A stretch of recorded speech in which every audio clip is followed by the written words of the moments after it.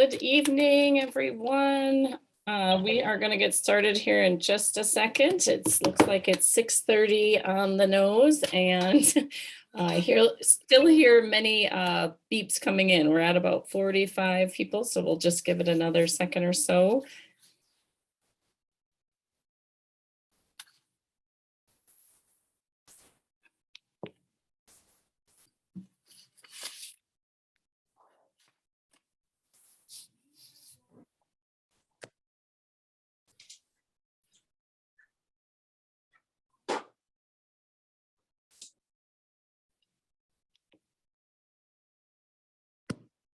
All right, well, I think we are ready to get started. It is 6:31, so Lanisha, I'm going to let you take it away.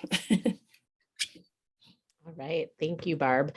Good evening, everyone. I am Lanisha Paddock, and I am the principal at the high school. Just want to take an opportunity to welcome you all. I know there's probably some new families. There might be some current families that are coming in to learn more about the registration process for this year. So we just want to welcome you all. Our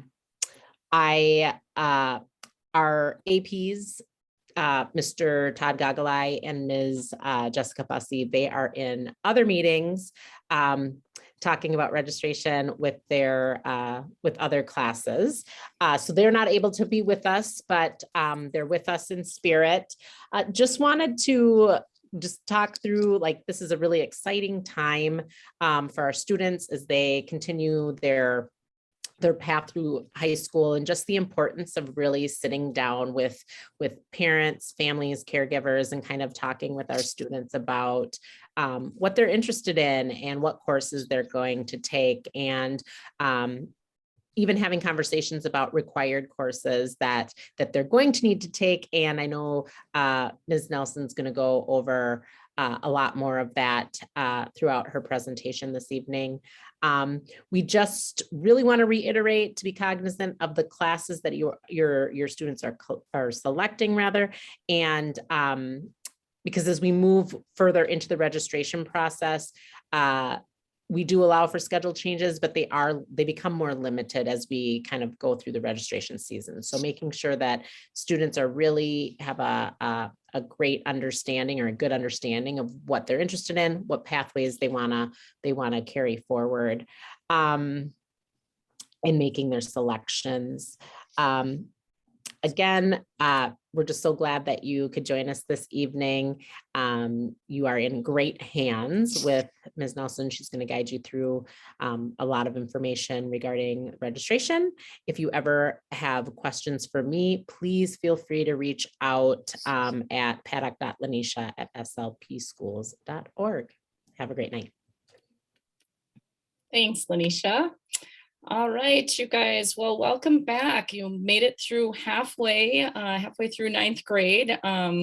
So many of you probably were at our middle school, and then there's a lot of new families that I registered over the past year and got you started here. So I kind of end up doing double duty. I do the 8th to 9th, and then the 9th to 10th grade transition. And once students go into 10th grade, they stay with the same counselor grades 10, 11, 12. So students now in 9th grade, Heidi Cosgrove is the senior counselor. So then she takes this crew, the class of 2025, on into 10th grade, 11th and 12th. And so if there's questions at any time throughout this process, as always, feel free to email, call, be in touch. Now that you've this is your first time in the high school going through it, it's kind of similar that we go through this registration process at this point each year. So again, just making choices for the full 10th grade year, looking ahead. And I'm happy to, even after we get through this process, to sit down and kind of revisit if there's kind of looking ahead to a 3-year plan. If you want to talk about that a little bit, I'm more than happy to do that with you and or your student, to kind of see if you're on the right track and making sure everything is a good fit, or if there's questions about things like PSEO or other classes, we can certainly help you with that as well. A couple things just to note for tonight. I did turn off the chat feature, and hopefully questions will get answered as we go through the presentation. And then at the end, I'll turn it back on so I can kind of read through your questions and answer those kind of in the order they come in. So be ready if there are questions, jot them down and we can kind of address those at the end. And then one thing, I actually kind of have a little slide about it. So this information night is tonight. If you have friends that weren't able to attend, or you really want to watch this again or get something clear with your student, it's recorded and then it'll be put on our website, which I do want to give a shout out. I have a slide of it, but to Matt Thomas in our communications department, they really worked hard on updating the website now that we have a new course catalog that our admin team worked on. It looks a lot nicer. It's just things are an easier read for students to look at course descriptions, and it's a much cleaner copy. So there's not only that posted there, but all of the registration sheets and many of the screenshots in this presentation, you can find that information on the website. So definitely taking a look at that.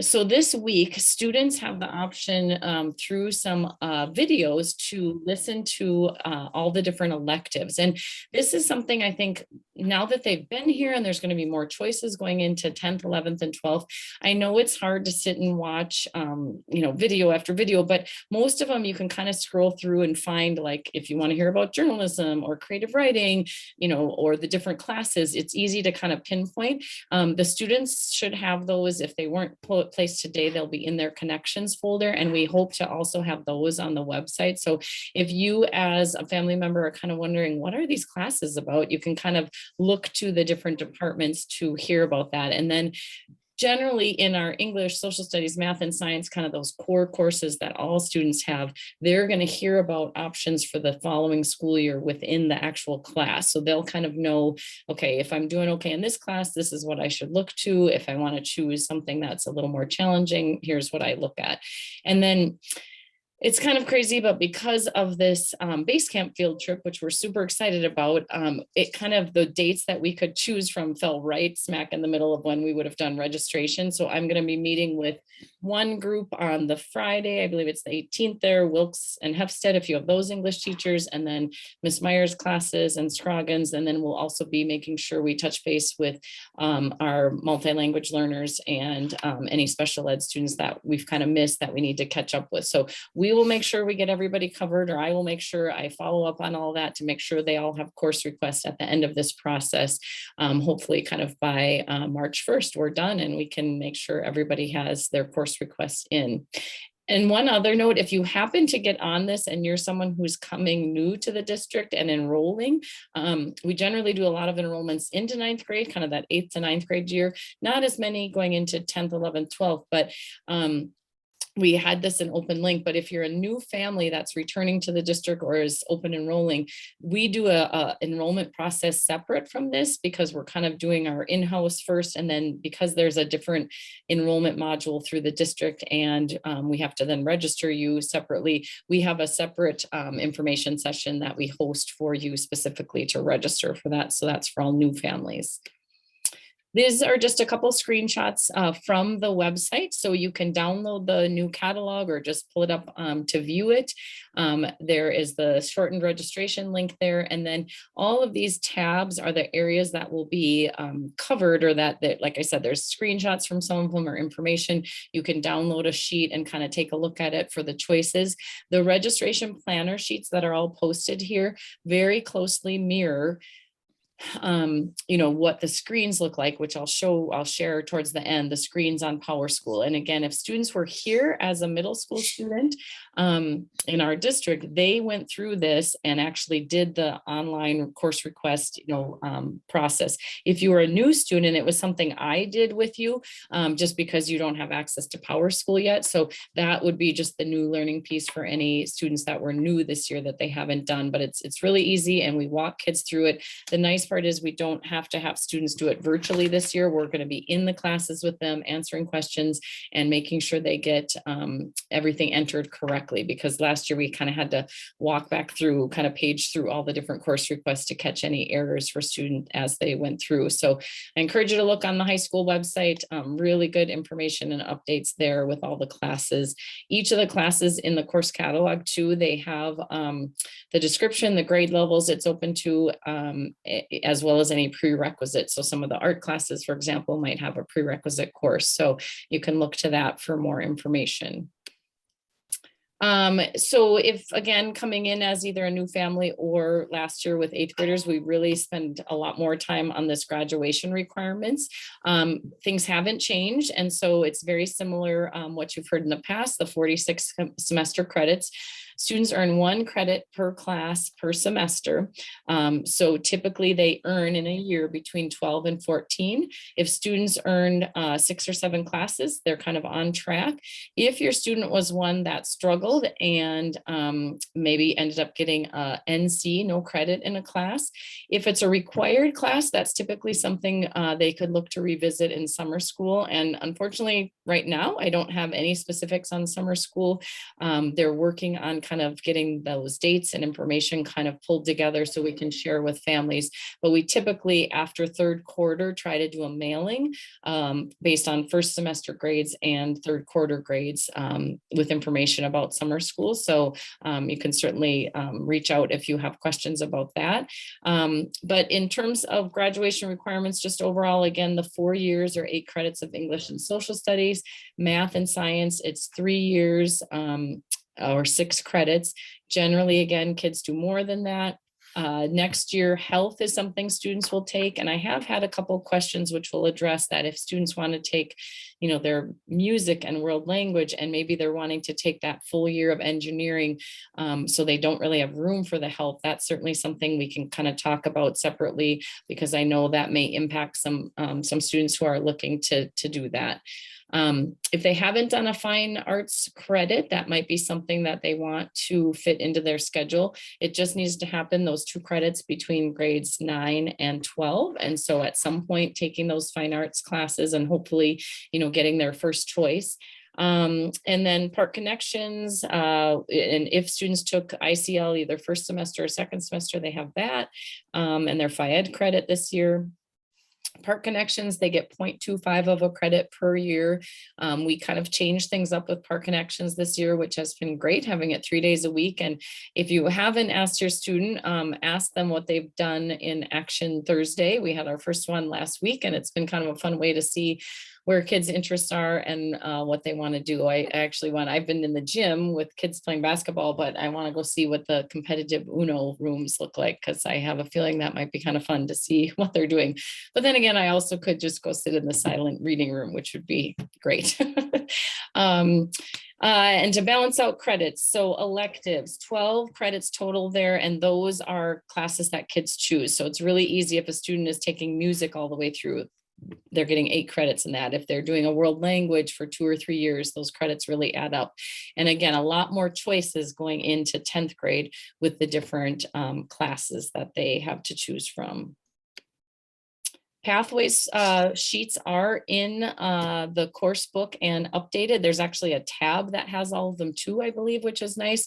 This is just an example of math, and math is, again, a tricky area, depending on how kids are doing and if they need more help, but definitely look to those teachers. And if a 2nd semester teacher is different for students, which I know they don't like, but that happens, they can go back to their 1st semester teacher to get a recommendation. That's certainly something we would encourage them to do if the new teacher doesn't know them as well, or isn't aware of kind of where they're at skill wise. So they can certainly talk to the current or semester 1 teacher to get a good placement recommendation. And then this is an updated sheet, and I actually was able to go in and grab the new one before the presentation, because they updated it actually with you'll see on the bottom, the little plus sign, that is all the classes that count for fine arts. So it's nice that you have another place to cross-reference if it accounts for fine arts. So this elective course options by pathway used to be kind of a squared off. It looked a little different in our graphic last year, but it's just another way for us to communicate to families like in these different content areas: business, computer science and marketing, arts and communication, health science and human services, engineering, manufacturing and construction. You know, what are the courses that we offer at St. Louis Park High School that hopefully can help them link to life beyond high school? Like, these are things that you can take to kind of, you know, pique your interest, maybe see if you're interested, maybe see what you're not interested in. And, you know, again, the nice part, when students have to take fine arts, they get a little piece of that, but there's also a lot of other areas. And you can see on the bottom, there are both articulated college credit classes as well as concurrent college classes. And both of those are ways that if you get at or above a certain grade with the articulated and you set foot on like MCTC's campus, for example, you are able to take that credit then with you somewhere else. Or the concurrent credits are ones that you are actually starting a Normandale transcript, for example, if you are sitting in that class here. And our teachers here at the high school work with those college programs to make sure they're meeting the requirements that are needed in those specific classes. Okay, so this is the registration planner sheet. I think what I'm going to do is try to make some copies available by the end of the week. Jot myself a little note here because we didn't get them to students before tonight like we did with our 8th graders, but I'll make some available. Obviously, you are welcome to download them. They're on the website now if you can do that at home, but if you don't have that access or want a hard copy, I'll make sure that English teachers have them. And this is the planner sheet that students use for making class choices for this year. And you can see on the front side is all the core classes and health. And then on the reverse side is all the elective areas are listed there. So it's not that students need to have something from each box as you look through that. What we're looking for is to have 9 boxes checked on the front. And then on the back side, you must have a total of 12 to 14 boxes checked, you know, including that front side. So, you know, if students are taking their 4 core classes and their health credit, you know, 2, 4, 6, 8, and the 9, then you have up to 5 other classes that they could take. And, you know, when you look at this, if you remember from last year, any class that has a single box is a 1 semester course that you would be on your schedule either first or second semester. Any S1, S2 are full year courses that students should plan to have in their schedule the full year and take up, you know, 2 credits. So that's what they can do to kind of look at that and plan for it. Just a couple notes about, again, students with MLL needs, they don't necessarily take all those classes. There may be some that are co-taught, and the same with our learners who have individual education plans.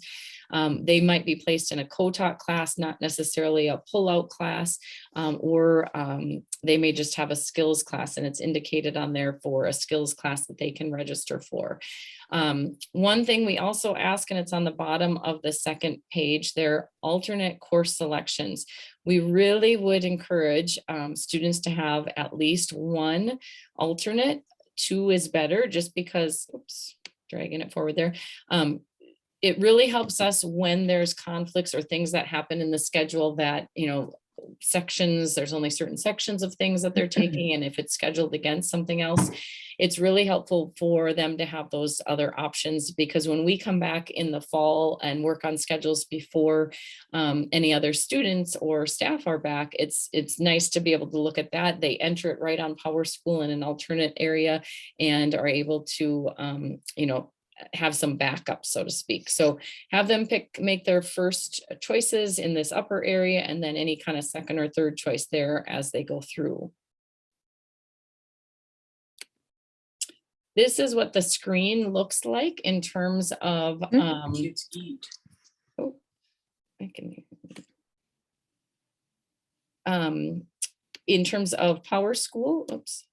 So we've updated it. So this again is what corresponds to that planner sheet. When students click on the pencil, a second box opens up that has all the choices or options.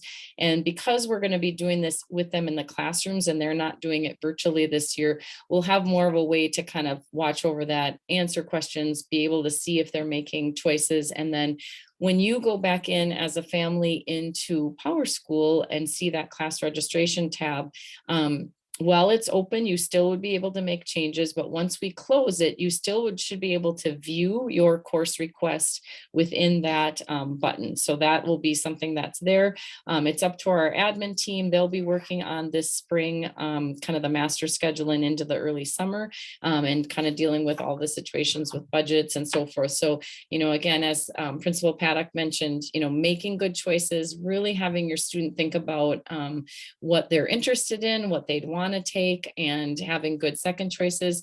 For whatever reason, we just had an inordinate amount of schedule change requests this fall, and we really don't change classes for, teacher or time of day preference, but there were kids that were just like, oh, I want it this hour and this hour. And we're like, no, this is not how it works. The PowerSchool is kind of schedules the whole building. And then we work within that to try to keep classes balanced and make sure students are in the right places. So obviously, if there's a level that's wrong or something like that, we can certainly work with that. But we really are going to work hard to kind of hone in on limiting those schedule changes in the fall. And then this guide, the credit check guide, is on the website as well, that you can download one. We went back and forth because it's, on PowerSchool, when you go in there, you should be able to see your students' course history, their credits, and GPA once all, first semester was downloaded. And for some students, it's like hard to grapple with, like, this is a good visual for them to see all the little check boxes. So even now, print one off and go back and look at, what did you complete first semester? Make that check so they kind of see that they are making progress towards graduation. And then just keep this in a file, a drawer somewhere. So after every semester, you kind of revisit it and are able to, look at what's to come in terms of those requirements and then what students have completed. This also is online, just kind of that planning tool, kind of that worksheet where you can lay out, okay, I want to, make sure I fit this in as I go through grades 9, 10, 10, 11, 12. I just did the 9th grade presentation. And then it also has some information kind of on the bottom, both about IB, and again, if you are someone that is interested in some of those different, what we're calling enrichment options, there are going to be, they actually made a super great video that talks about all those things, as well as, I know Karen Mueller and Dr. Alyssa Case are going to have some informational sessions that kids can come to on Wednesdays during Park Connections. So those dates are posted with the Park Connections information. So again, we will also, I think it might actually be my next slide here. Shoot. Oh, there it is. Sorry, I'm kind of jumping ahead here, but I want to make sure to get to that or talk about that. So yeah, using this planner sheet, this is an example of how I've done it with students, where we pencil in the different options that they have, and then they know where their openings are, what they can fit in, how they might want to, if they were going to try to achieve the IB diploma, for example, or they really wanted to do PSEO but fit in all their requirements, or take a high number of AP courses, or take classes at the technical college. How do I fit in that I get all my requirements as well? So this is just a helpful tool to be able to do that. And I also wanted to just point out the college and career and college readiness area. There is a specific area on the website for that. So a lot of information that Karen Mueller has posted, who's our CTE director.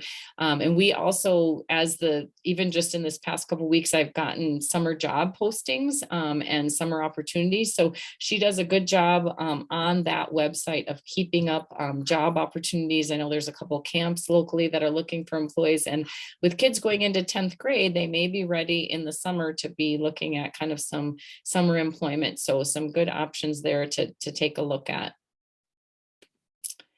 And one thing we want to touch on, because going into 10th grade, students have an option to take advantage of post-secondary enrollment options. And if you're not familiar with that, it is all about taking classes at a local college or university, and that includes technical schools.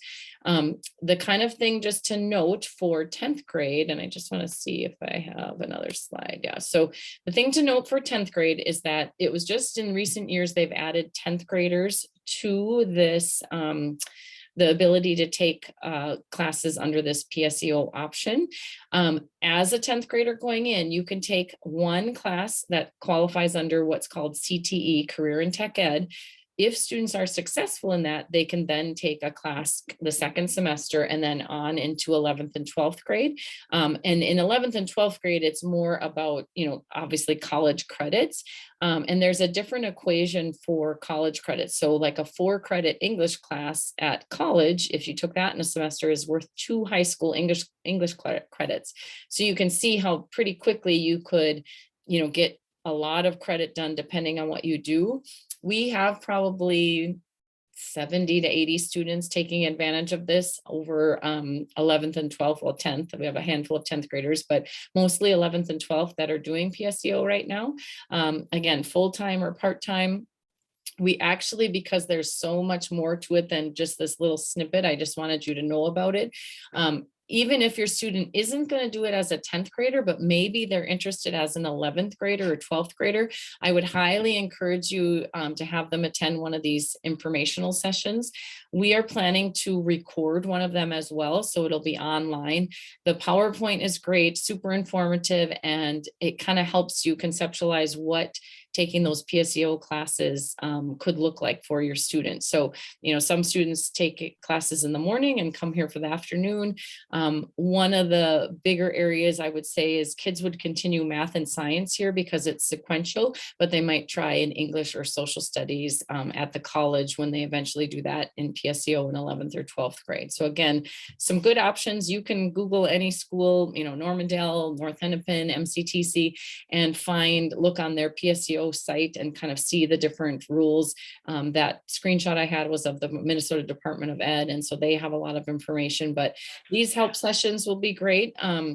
There's actually application help sessions as well to be able to, if kids are applying, we can help them with that. So these are the info sessions, and then over here are the help sessions if your student's going to apply. And then for families just of 9th graders, we always tend to get a lot of questions, and I know we're just about at 7 o'clock, so this is going pretty fast. You guys are seasoned and hopefully kind of know what you need about registration for next year, and I'll answer questions at the end. I'm just going to fly through a couple of these slides because it's just helpful to have a broad brush overview of a couple different things kind of coming at you. Students have access, all students at St. Louis Park, to a program called Naviance Student, kind of at your fingertips, information about colleges and post-high school plans. There's interest inventories on there. We've utilized it somewhat for things that are in our Park Connections program. So some of the CCR work we've done there. But if your student hasn't logged in, I would encourage them to do so and to kind of check it out. It's probably something they'll tend to use more later on. And eventually when kids get to their junior and senior year, this is just kind of what the screenshot looks like. And you can navigate through the different tabs, the colleges, careers, about me, and my planner. Students will likely, or they will need to use it eventually if we keep this in place, because this is the one way we deliver electronic transcripts. So students do a release and then they indicate schools they're interested in, and then that's how we push out those applications. So with your 9th graders, kind of bug them and say, hey, what's Naviance Student? Have you logged in? It should be their same login that they use for the other systems here. I used to be able to do some presentations, and there's something called scattergrams in this, and this may not look like anything, but this is actually, I think I took the one for UMD, and it takes actual students from St. Louis Park and whether they were accepted, deferred, denied, and it has the little key there. So you can kind of see, and I kind of say to the students, okay, what's a student like this look like versus, why do you think this person got denied? Or maybe why do you think this person got accepted? So we kind of used to walk through that with them. And you can do that for any of the schools we have a lot of data on. They don't do it where we only have a couple students because it can be identifying, but like in this one, you can obviously see there's a number of students that were applying. And again, I think it's UMD. I'm not sure from when I took the screenshot, but an example of something you can find. There's a lot of websites that do this same idea, the scattergram idea, to show you admission information, if you're thinking ahead to post-high school plans. And one thing, just to be clear, whenever we talk about post-high school plans, it's not just college we're focusing on. It's, 2-year technical or community colleges, trade schools, internships, apprenticeships, the traditional 4-year college or university, military. We know that there's a lot of different options, and it's not a one-size-fits-all approach, that there are just, students that are going to be looking into a variety of different things after they graduate. When you talk about college, though, there are certain things colleges are looking for, and this is just kind of a list. But knowing that right now, being that we've been kind of in this another year of COVID education and kind of what that's put students through, I think the landscape of college admission is really changing in terms of they may more readily accept kids that are wanting to go, and grades are so subjective sometimes, and it's hard to know with these different grading systems where kids have landed. And we there's a transcript cover sheet or a profile sheet from our school. We've indicated what our grading policies have been, so colleges know that with every transcript that leaves our office. There are some standardized tests, the PSAT, the ACT, SAT, all these different things you may have heard about. On this, I think I split it up. Yeah, so PSAT is typically taken in October you can take it as a 10th grader, but 11th grade, the junior year, is when it counts for national merit scholarship competition. So sometimes 10th graders who are very strong take it as a practice test. It's usually the top 1% of kids that qualify for that national merit qualification. Tests critical reading, mathematics, and writing skills. Again, anyone can sign up for this. We don't limit it, but generally kids who are in the top quarter of their class, again, like to take it as a practice test just for a standardized test. That's kind of a question now these days too, like, well, what does a standardized test even mean? And I think colleges and universities are changing how they're using those and what they're looking at. The ACT is probably the most popular test that students take for college admission, typically taken in the spring of 11th grade. This year, I'm trying to think, we offer a free one for all students, and I'm not even 100% sure of the date, but generally kids can, if you pay for it, you're taking an April or June test date. Some kids like to take it earlier than that. You register online.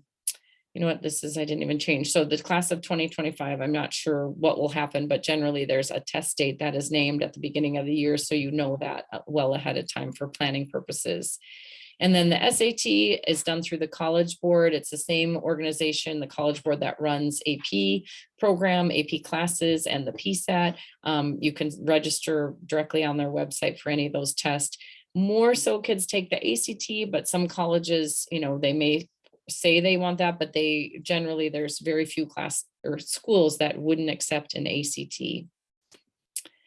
And then there is a Pathways Advisory Board. So as part of that college and career readiness program that I mentioned, in our CTE director, Kara Mueller, they had started an advisory board, and some really neat things have happened out of this. We have this year a CNA program.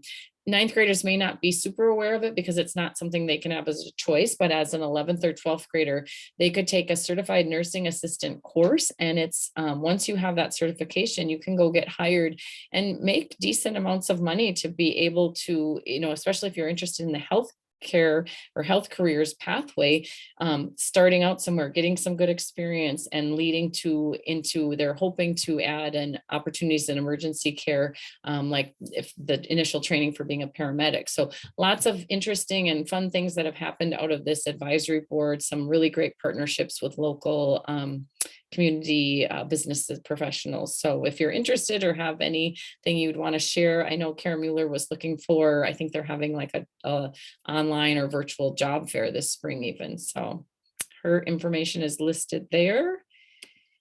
So at this point, I am going to open up the chat here. And I think the easiest is I will try to just repeat questions. If you have them, you can type them in and I'll try to repeat them and answer them and kind of work my way through the chat.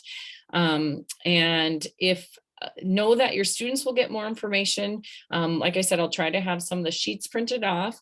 They will get some videos next week in Park Connections of me kind of talking through some of this stuff, just so we don't have to spend all the time in the classroom and I can really focus on them and their questions.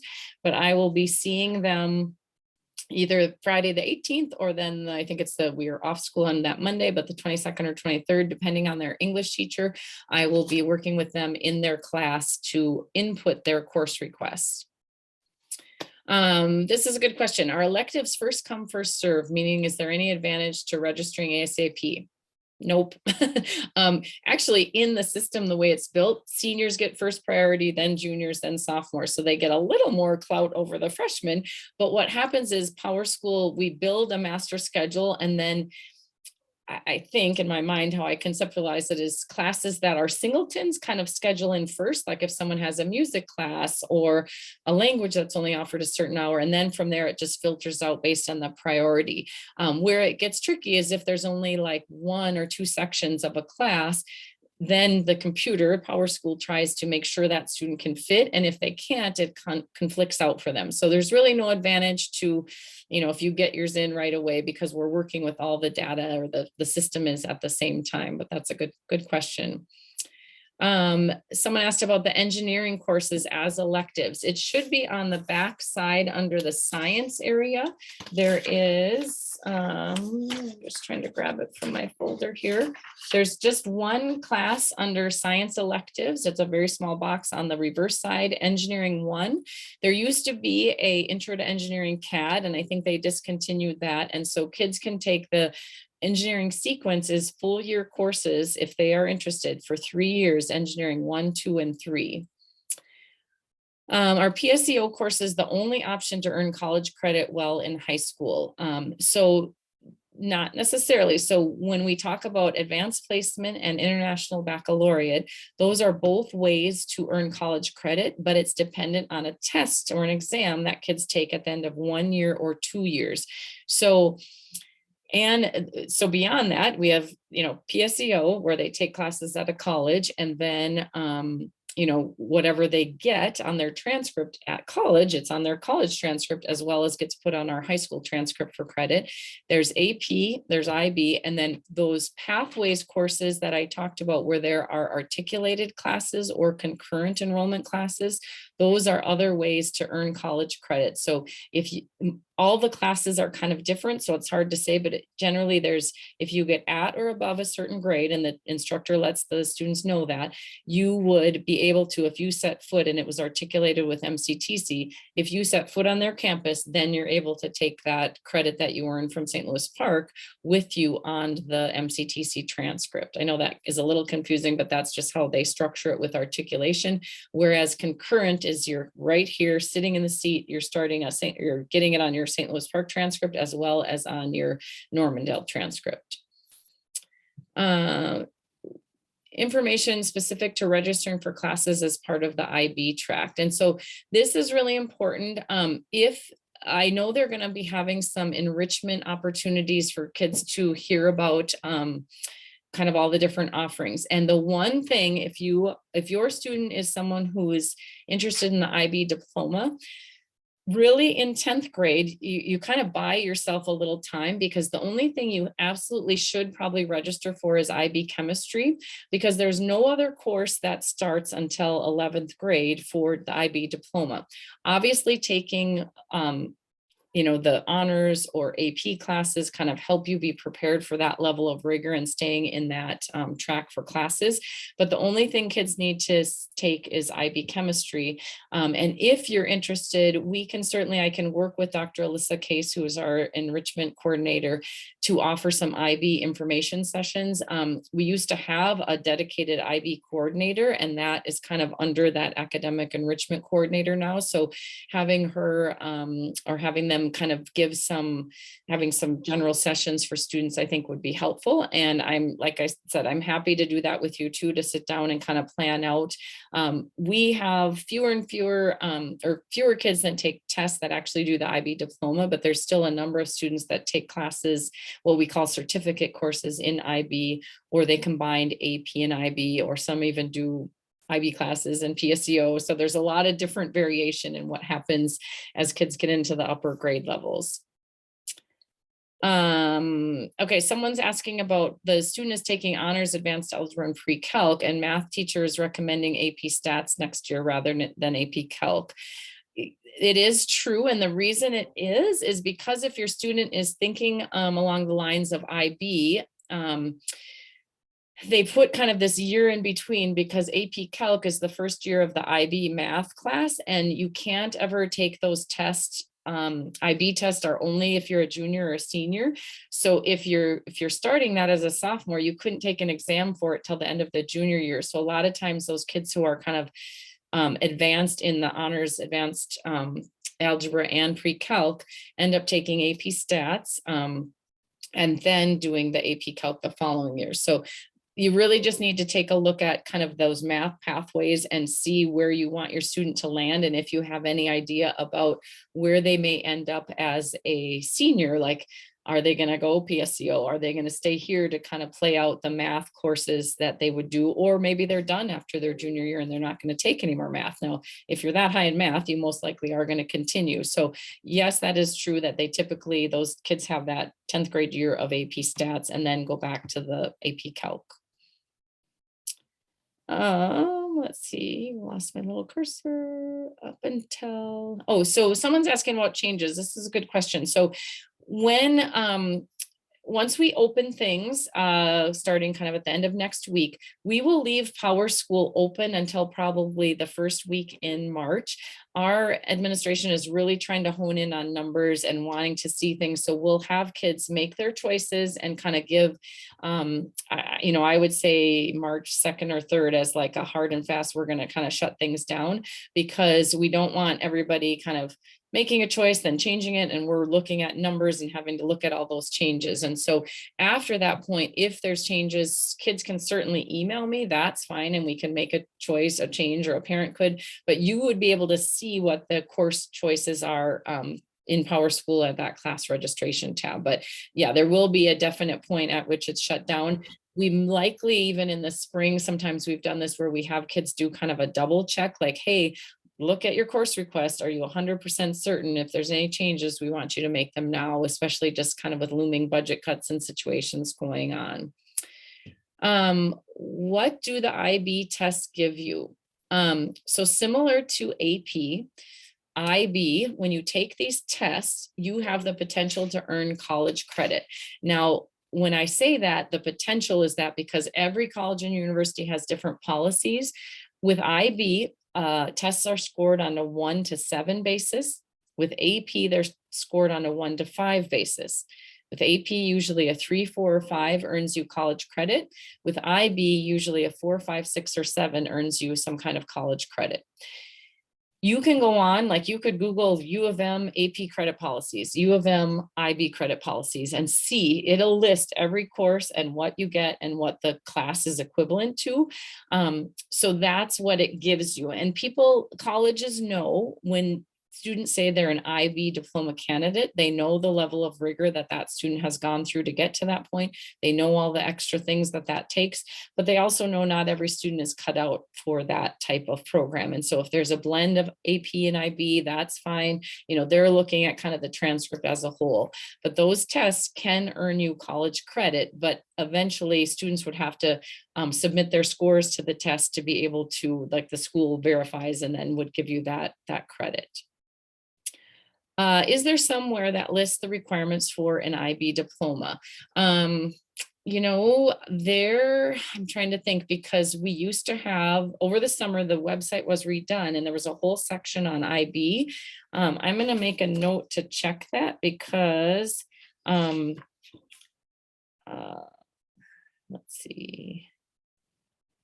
The requirements are pretty well set in terms of what we offer at St. Louis Park and how you would get on that pathway, but there is a graphic that we have, and I'm not sure it got posted, so I'll make sure we can have a link to the IB information on our website so you can see that. There also is a brochure that's only a couple years old that really helps kind of just with answer some questions about the different content areas. There's 6 different content areas kids would have to take tests in to achieve the diploma. There's also a theory of knowledge class, an extended essay, and a CAS requirement, which CAS is CAS, creativity, action, and service. They have to do volunteer, have hours in each of those different areas. And someone asked, when do kids find out about their next year's schedule? Well, traditionally, it has been in August. I'm not sure with our administration this year if they're wanting to have the master schedule done before we leave. That generally has not happened, so I wouldn't make any promises about that. Usually it is in August. We let families know by pushing out when Power School is going to open up and when things will be listed there, and they would be able to see their schedules. And know that as family members, being able to understand that schedule changes, we've tried to automate our system a little bit. One, to take I don't know, there's a lot of reasons, but like, it's just easier for us to handle the sheer volume of schedule changes, and kids do them through a Google form where they submit, and then they're able to kind of write that in. So we have that process set up both in the fall and at the semester change time. And then, summer school. Is summer school only available for students who didn't pass something? Could someone simply take an extra course? That's a good question. So the summer school that we offer at St. Louis Park High School is a credit recovery program. It's not meant to get ahead. So if a student failed a required course, that is what is offered. We don't offer elective courses. So if there was an elective course that was offered, it's not offered in summer school.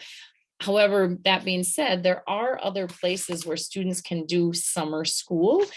There's so many online schools in the state of Minnesota. I can't even say that there, some of them are, you can access across the country. And so, but if you take those online courses in the summer, you typically end up paying for them because it's not covered as part of your school tuition. When you take a school or an online course during the school year, you just can't be more than a full-time student, and you can take an online course and have some courses at St. Louis Park High School if you choose to do that. But our summer school is really just meant for students who are needing to do credit recovery or credit makeup. Someone had asked, I briefly saw something about health being listed as a 1/4 of a credit per year, and you mentioned something about students who want to take engineering having a conflict with that. Will there be a virtual health option? Is it listed on the registration planner? Yes, so health, just to kind of go back to that, there used to be what was called embedded health, that in grades 9, 10, 11, 12, over the course of the year, students would have their health curriculum. And it was a really good idea in theory, because developmentally, we know that for kids to have access to that information as they go from a 9th grader to a very different senior, to have that information kind of spread out and kind of address some of the things they're going through was super helpful.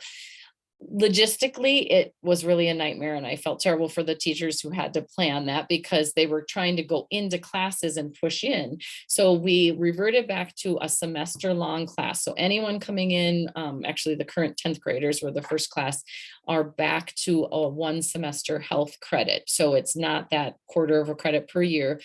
The tricky part is if students take English, social, math, science, and they want to take a world language and a music, and they'd like to take engineering, that's 7 classes, and you can't fit in that 1 semester of health. And so that is something I will need to kind of, if that's something for your student, I will put that down on my little list of things, because we need to have a way to kind of advise students how to do that. Because conceptually, if that same student was going to take engineering all 3 years and world language and music, they could never fit in health.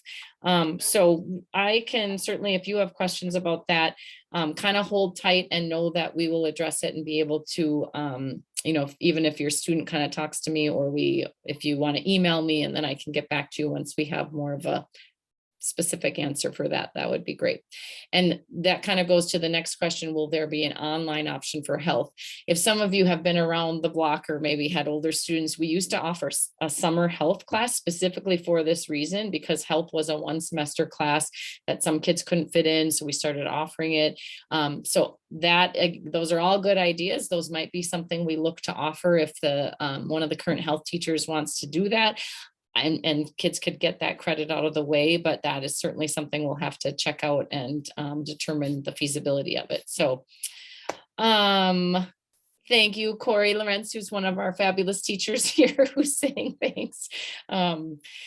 I think that might even be the last comment or question. So anything else that you guys have, I'll just wait a second. You can put it in the chat, but I really appreciate you. I think we were up to at one point over 70 some people. So, which is great, because again, just to acknowledge, we wouldn't have done this. We used to have these in the cafeteria, people had to come out of their homes. And so this way it's a great and easy way for us to be able to send the information out to you, record it, and put it on the website, so you're able to go back or watch something with your student, and kind of so you both understand that. So someone is asking specifically about a course question about Spanish. And if you are a ESP student, it starts with Spanish 7 and goes Spanish 7, 8, 9, 10. If you are kind of a regular student, a student in traditional Spanish, it just goes 1 through 5. So that's kind of Spanish 6 is kind of that no man's land. It's like you can get through Spanish 5 if you start Spanish 2, 3, 4, 5 in the 4 years, but there's no Spanish 6. So you would not find that in the course catalog.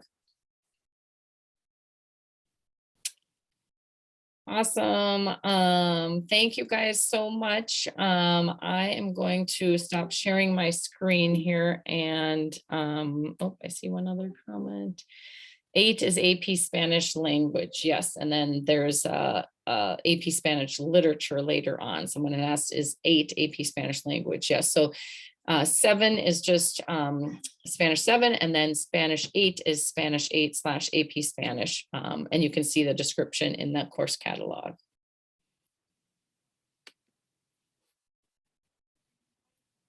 I'm going to stop recording.